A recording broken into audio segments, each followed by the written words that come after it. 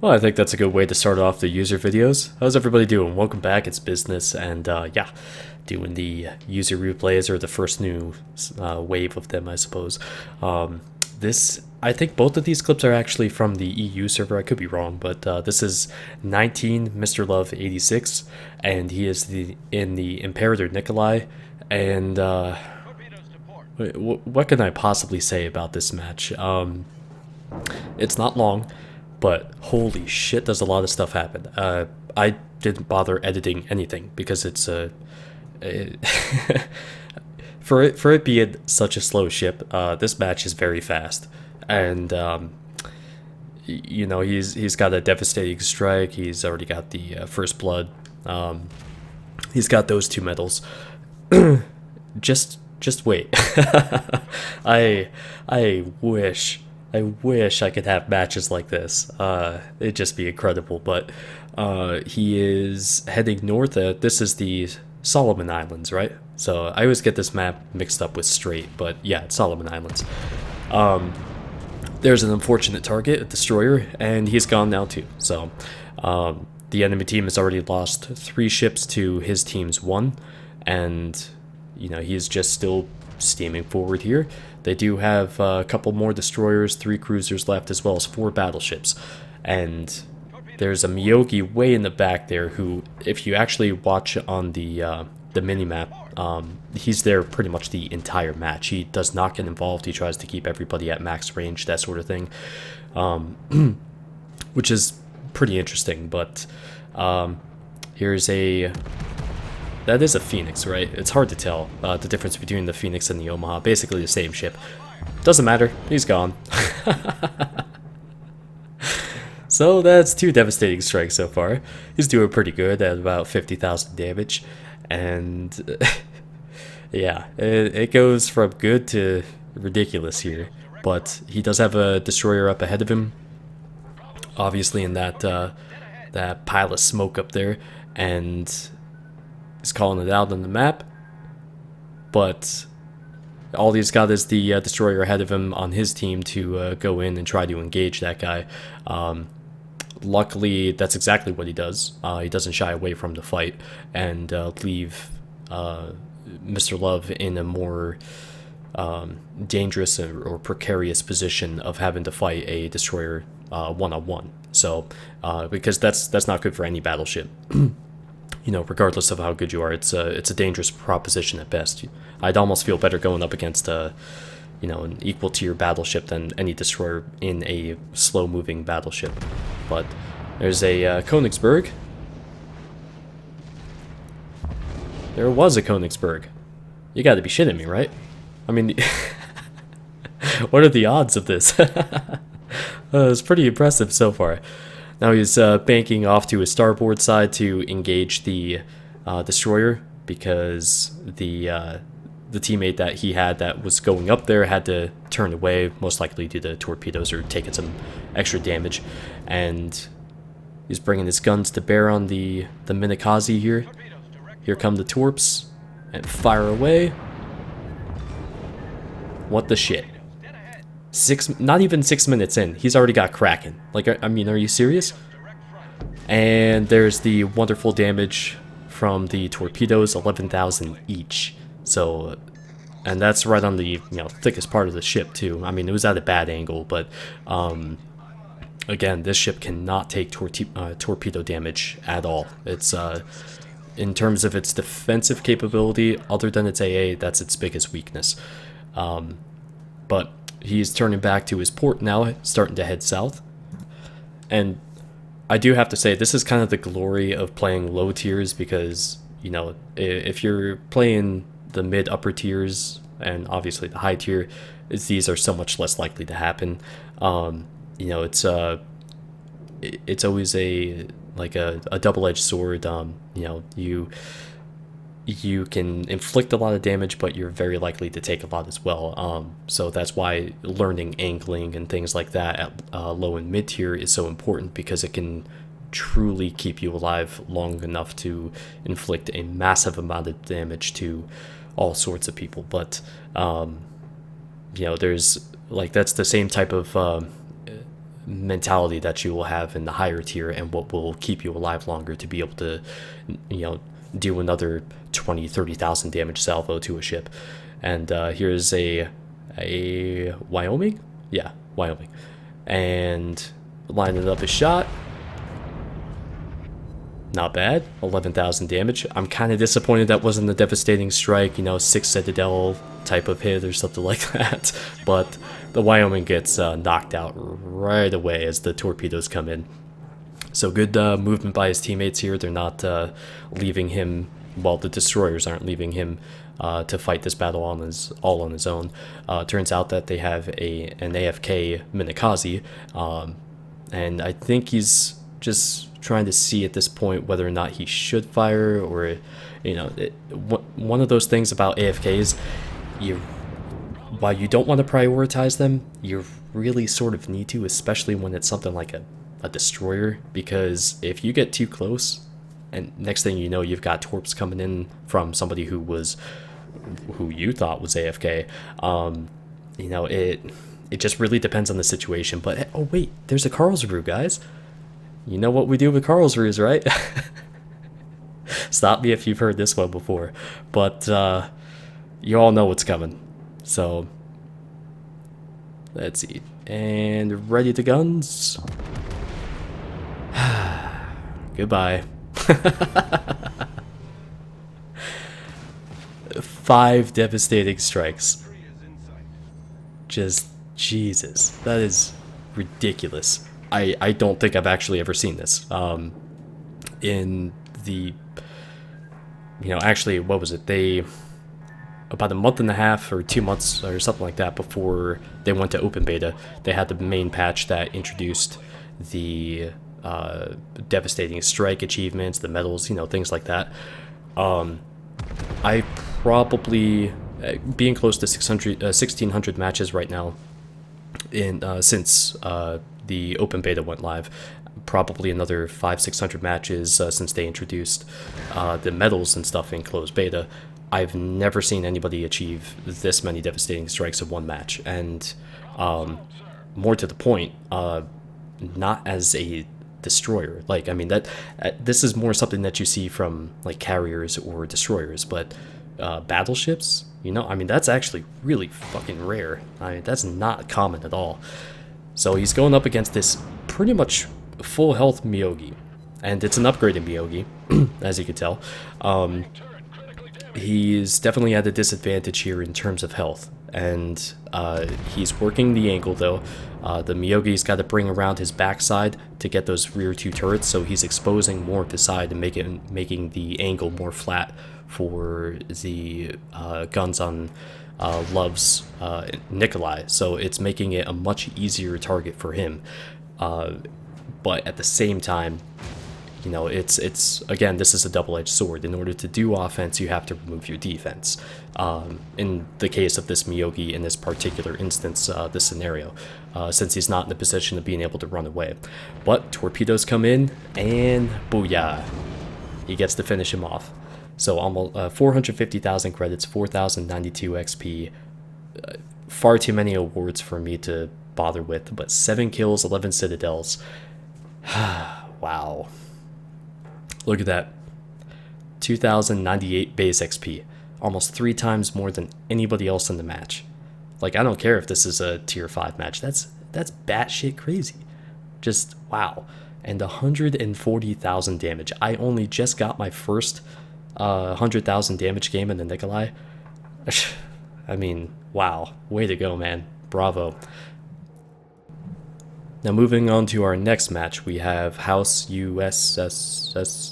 Yeah, he's in his turpits. He has a squad mate in the Mikhail Kutuzov, the new Russian premium cruiser at tier 8, and the enemy team has that as well. We're going to skip ahead to the first real combat here. This is also on the EU server, I believe, so I'm just going to call him House from this point forward, so just to make it easier, of course. But on Land of Fire, this is pretty much how every match seems to work out. One team in bulk ends up at A. So this one's no different, but the enemy team A few of their ships, such as these two Tirpitzes, came down into B and then worked their way up. There is a few destroyers around, and they have, let's see, all of their ships, but they have 4 destroyers, 4 cruisers, 4 battleships. So it's a pretty well balanced match overall in terms of their composition. Now he's cut his speed, as you could see. He's only about half speed right now, starting to work his way back up. Obviously, he's trying to keep out of the torp range of the Tirpitzes. You know, even if he has them, that's really a last-ditch thing. You know, you don't want to find yourself in that position.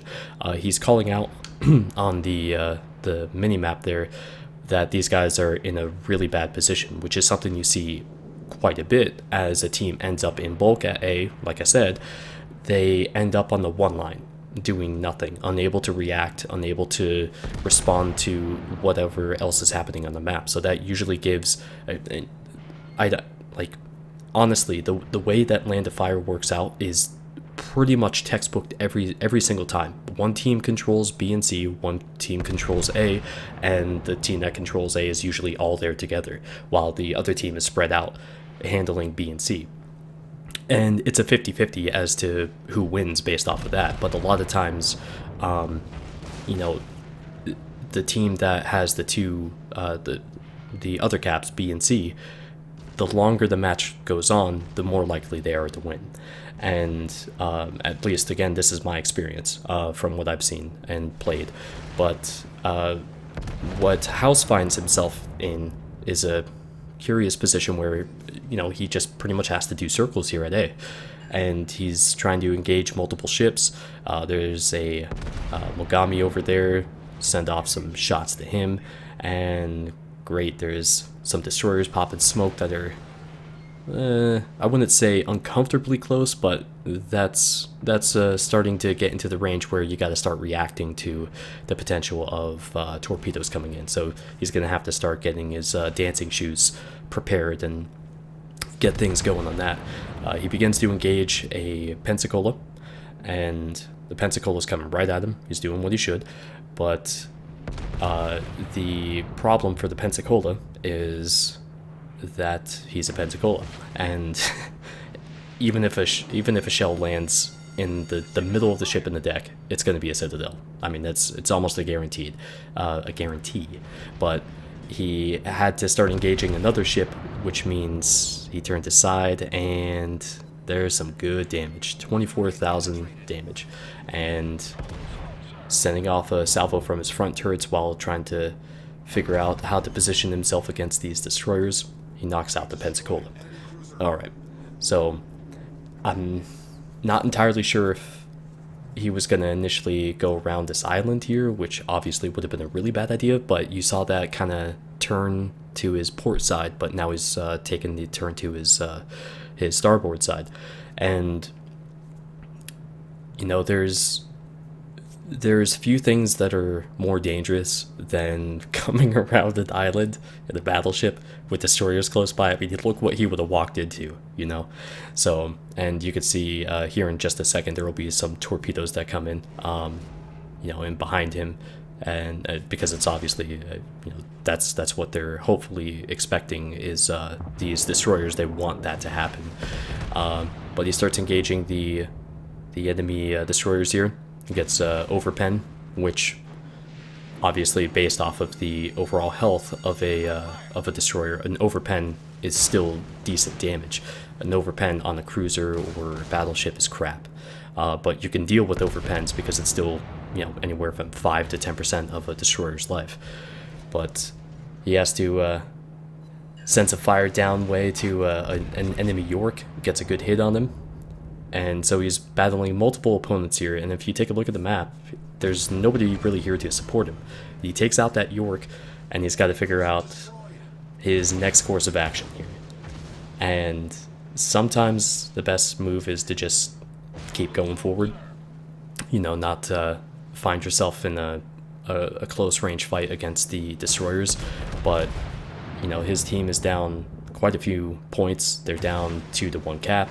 So he's going to have to make a decision here. And I honestly thought he was going to devastating strike that that Mogami. That had all the makings of Citadels, but it just went a little too high. So now another destroyer shows up on his starboard side here, and he's coming in right at him. So not a good position. He's got torpedoes on the indicator behind him. He's going to have to... This is really just not a good position to be in. So he does get some good hits against the destroyer and a little bit of support from his teammates finally.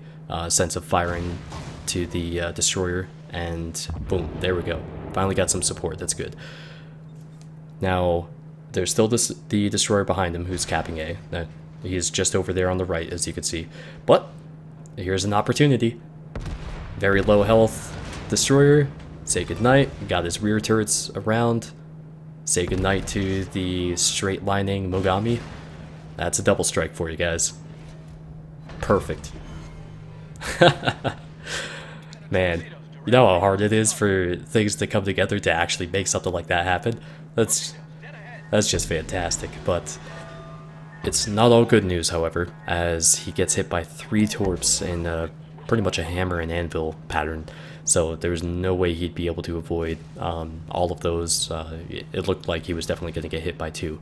Now this is interesting. I actually only just noticed this after deleting this audio part like 4 times.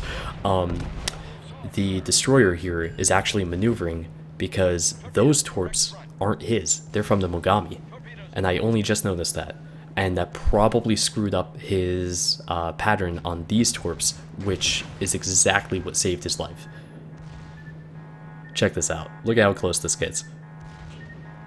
Damn. And secondaries get the kill. Kraken unleashed. Not bad. But I think that would have turned out very differently if that Mogami didn't fire those torps. The destroyer wouldn't have been forced to make a desperate play, because I think that's probably what that was there at the end. That's pretty interesting though, actually. So what I liked about this particular replay was one of my favorite things to do in any ship, and that's to basically move around like a clock. And I say that like, think of yourself as, you know, the hands on the clock, and your targets are all the numbers around the clock. He engaged targets as he was turning, and he did it successfully. And he kept continually engaging targets that were around the clock, around the circle that he was making. It's an incredibly efficient way to do it. And he gets this salvo in on the enemy turrets before he could get away. Seals the deal for a 6th kill. And to me, that's a really, really good defining feature of somebody who's spatially aware and thoroughly capable of planting the shots where they need to. So in my opinion, this is a great replay of a really, really good player. Massive totals, 3,300 base XP, 800,000 credits, which, I mean, these numbers are ridiculous, you know? And again, send your replays with these types of splash screens, these last 3 reports basically, to gamingwithbusiness@gmail.com. Make sure it's a current version. It cannot be anything before the most recent patch. It won't play. But I wish I would have seen this replay from him too in the Des Moines. Holy shit, these numbers are ridiculous too, especially the damage. But thank you again for watching, guys. Feel free to ask questions in the comment section. I'll be streaming again on Twitch at 3 p.m. Eastern on Wednesday, and hopefully I'll see you there. But take care, guys.